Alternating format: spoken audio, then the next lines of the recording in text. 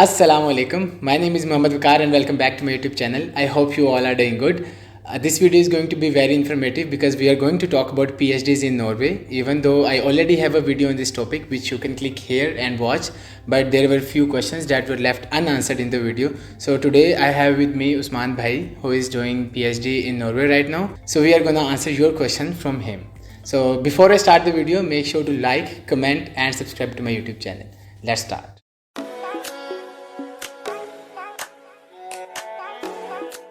Okay, Usman bhai, please introduce yourself first.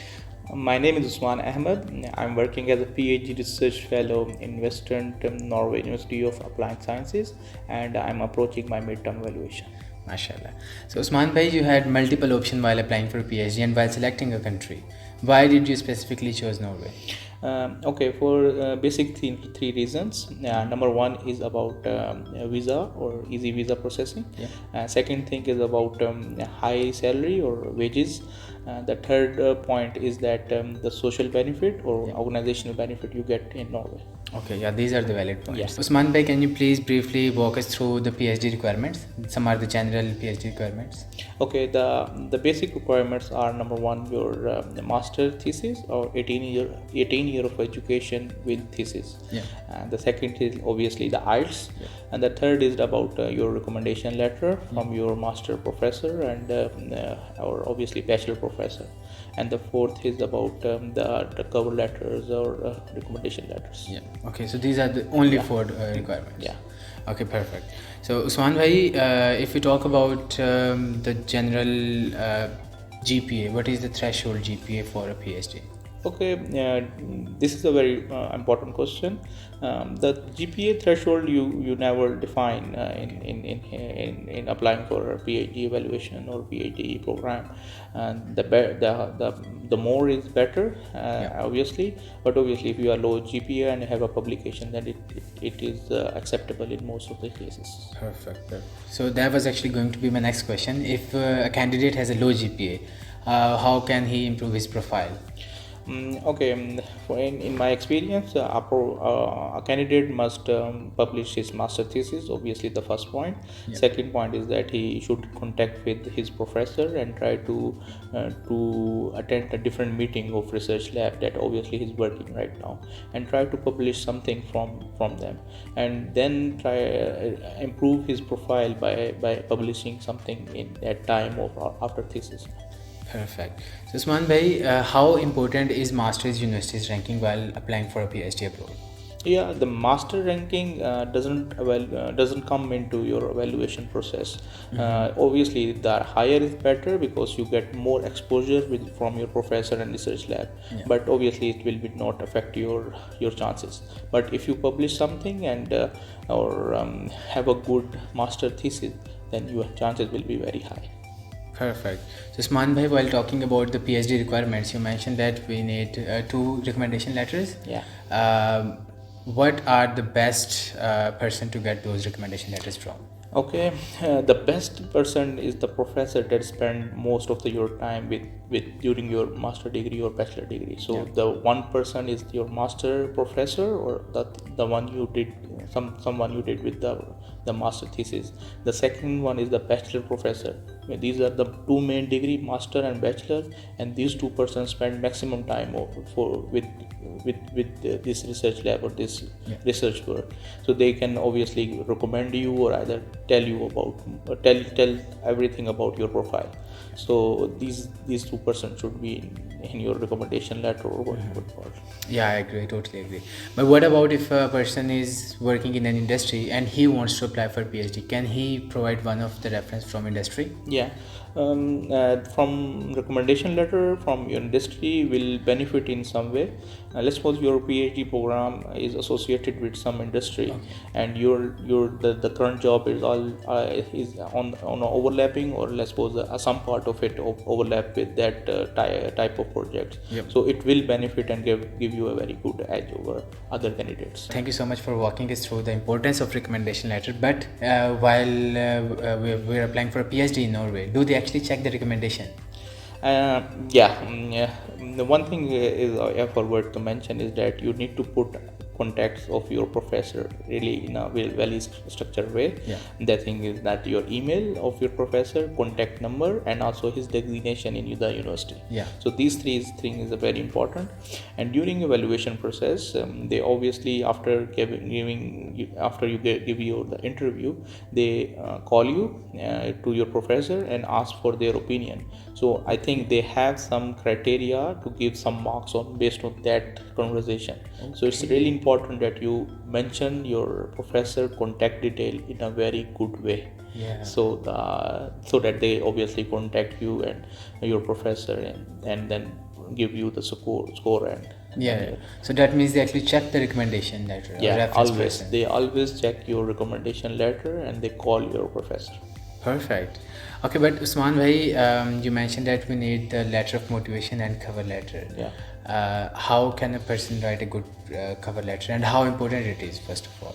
Okay, cover letter is very important in your PhD application because number one, it obviously present your profile because you are not in front of them. They can see you from your profile and your recommendation letter. So that's why it's very important that you spend maximum time on your motivation letter, recommendation, and obviously and the cover letter. So a good cover letter should present everything about you, like your master thesis, your publication, your expertise, and everything that you've done during your master degree or bachelor degree. So you should have everything with it. So I recommend every student that he should spend every time or maximum time there and then proofread it from your professor or any senior student from your university or either someone living abroad. I agree, totally agree. But also Usman bhai, I know that when I was applying for masters, I had to upload the CV. Is it a requirement for PhD as well? Yeah, a good CV obviously could represent you as a good candidate from them. So a well-structured thesis, a well-structured CV will help you to get into the interview task or what you call it, the first step into your PhD evaluation.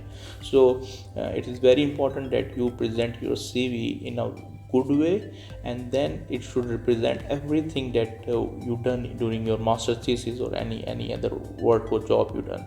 So this will help them to understand you as a candidate. Okay, this candidate is well suited from our program, and now he can do some research here in our institute. So they required a candidate that are very well suited into your into that PhD what you call the project. I agree. Usman bhai, also while you talked about the requirements, you mentioned that the publications are an important part of evaluation. But let's say for a person like me who has just recently completed his masters and have no publication, do you think I have chances of getting the PhD if I apply? Okay, there is one catch that your profile should suit it with their PhD program or PhD project. One thing, then the research publication, it's not the numbers that matter, is obviously the content that matter the most. So if I publish 10 publication and it's very well irrelevant to the PhD program, then it will be not counted as a research publication. So if you have a publication and it is also very well planned or very well overlap with your research project, then it is counted as a publication. And the second thing, if you don't have a publication, then obviously your master thesis is evaluated as a research work or as a work that you done during your master degree. So if you don't have a publication, then obviously your thesis present you as a researcher or as a skillful person. That's very understandable.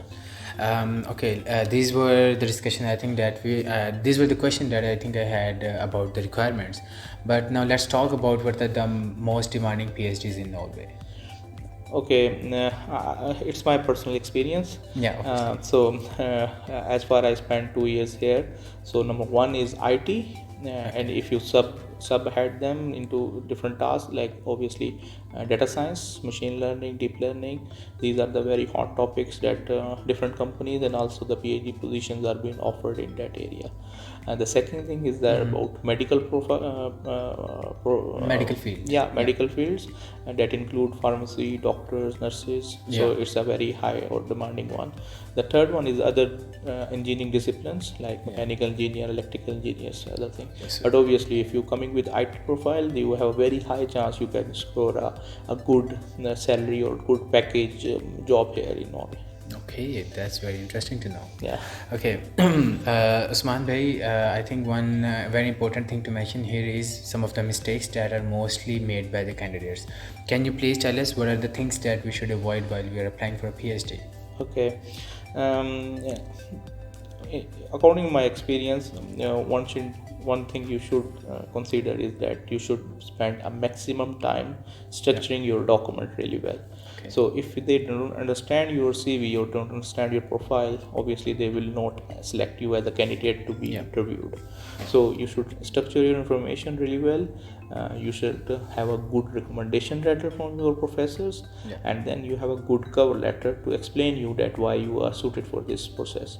So you should take everything very seriously. And one thing I should mention, that most of the students apply in a very hurry, that they present their CV in a very irrelevant way, and obviously that programs and that CV doesn't match with the requirements of the evaluation process, and you are not what you called, you are not being asked to get to be seated on an interview.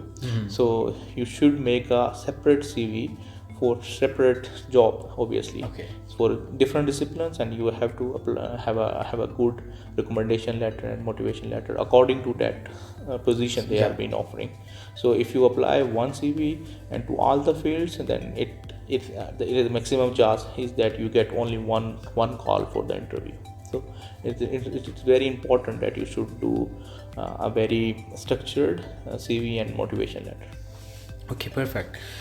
So I think that was all about that I had about PhD, but then I also got some of the questions from the audience on my Instagram. So if you haven't followed me on the Instagram, please make sure to follow my Instagram, which is mentioned here, because I usually ask my questions there. So Usman bhai, the first question that I got on my Instagram was regarding part-time job. Can a PhD candidate work as a part-time person in any restaurant? The answer is no, because the positions here as a PhD candidate is full-time, and you need to spend 100% time here.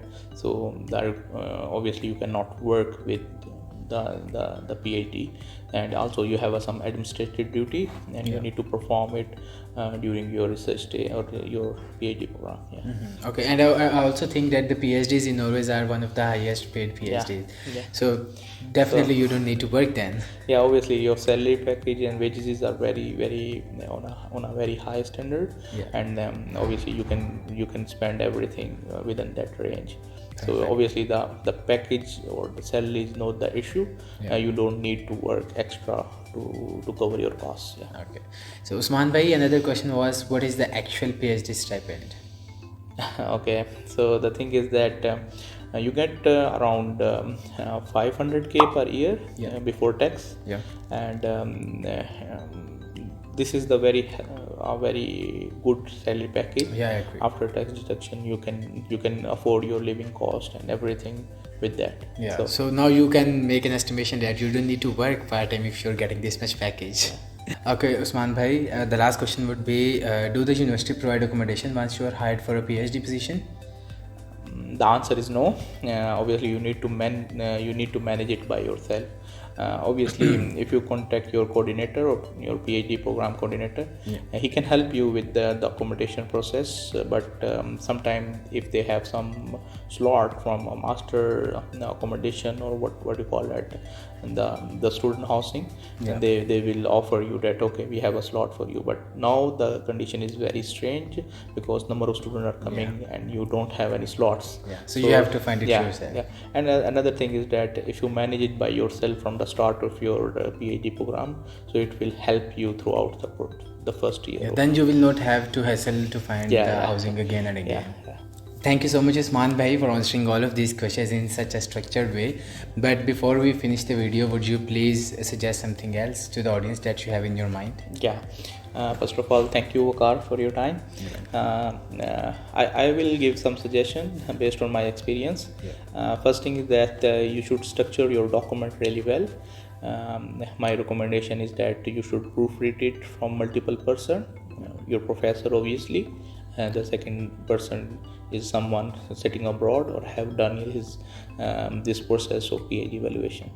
The second point is that as your discipline, it varies from discipline to discipline, but I would recommend that you should apply as many universities that fit into your profile, or you can say that it overlap with your profile. So these 2 points are very relevant. And third point is that you should never be afraid of asking any question. So if you don't know something, just ask a simple question to your seniors, to your professor, or even your PhD program coordinator. So from my experience here in Norway, everyone reply your email on time. And also they give a detailed description. So these are the last points that I need to discuss with you. So best of luck for your PhD evaluation and everything. So thank you so much, Usman bhai, for your precious time today. And I hope the audience find this video very helpful, as you have answered most of the frequently asked questions. So if you find this video helpful, please give it a like, and if you have more questions, please comment them down. I will ask your questions from Usman bhai if I need to. And please subscribe to my channel, because it gives me a lot of motivation to make more interesting content for you. Until next time, Allah Hafiz.